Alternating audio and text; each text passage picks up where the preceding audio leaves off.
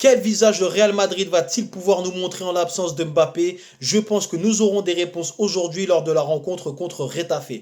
Effectivement, le meilleur buteur du Real de Madrid est donc blessé et sera absent pour quelques semaines. Et c'est pour cette raison que je pense que des réponses nous seront apportées aujourd'hui sur la capacité collective du Real de Madrid à performer en l'absence de son meilleur buteur.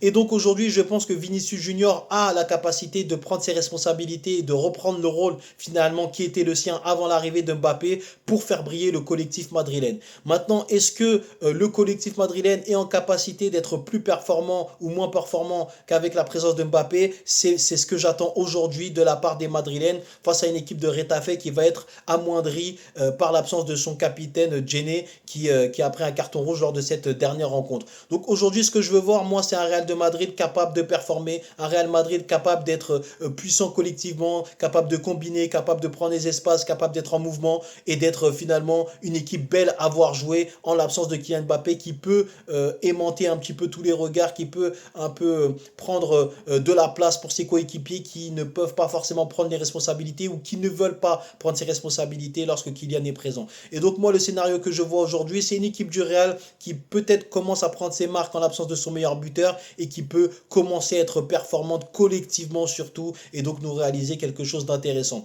En tout cas, moi, je pars simplement sur la victoire du Real de Madrid avec probablement Vinicius qui est décisif aujourd'hui pour cette rencontre contre Retafe.